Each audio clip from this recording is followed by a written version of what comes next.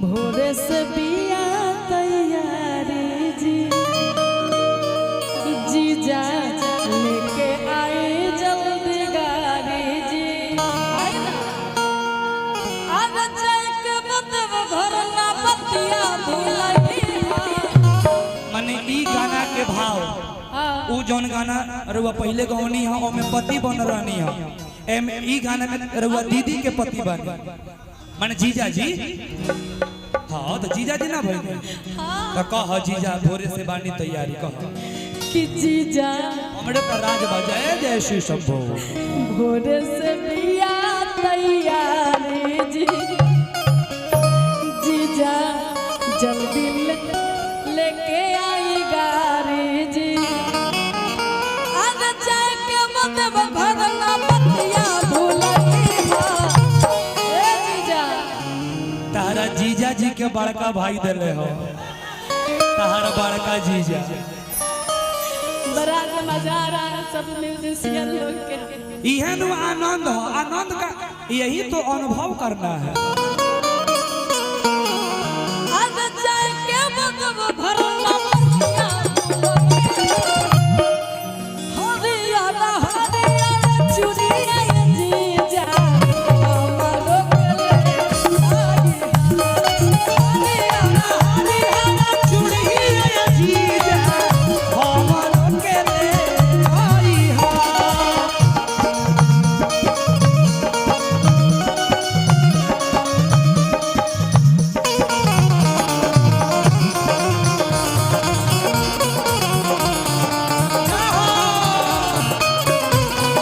थोड़ी थोड़ी ताली हो गई झूम के क्या बात हम लोग झूम पे ताली बजा के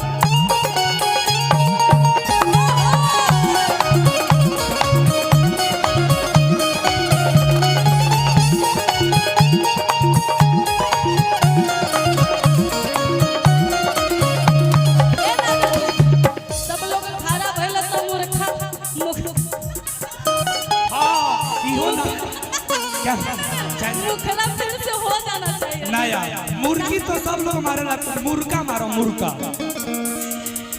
दीदी भोरे से बिया तैयारी जी जीजा लेके आई जल्दी गाड़ी जी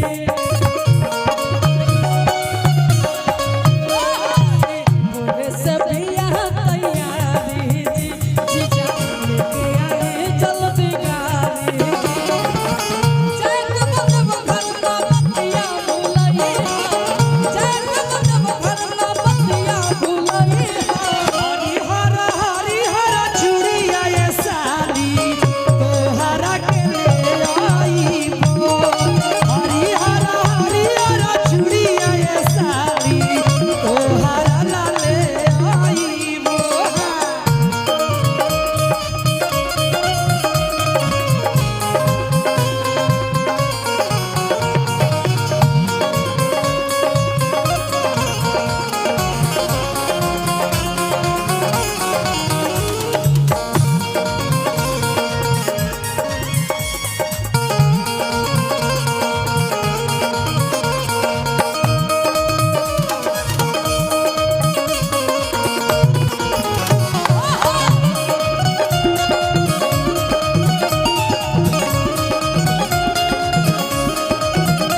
हरियाणा हरियाणा चुनिया जीजा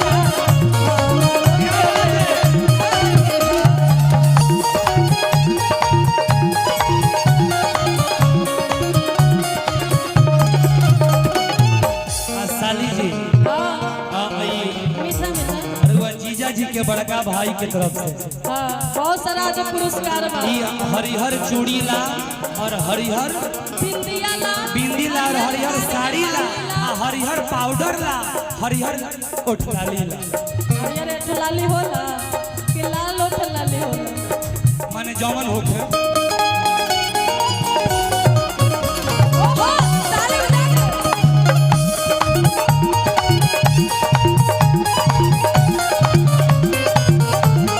ए जीजा आगे बढ़ी ना बोला बोला साली बड़ी सुंदर भाव में कहत तरीका आसमान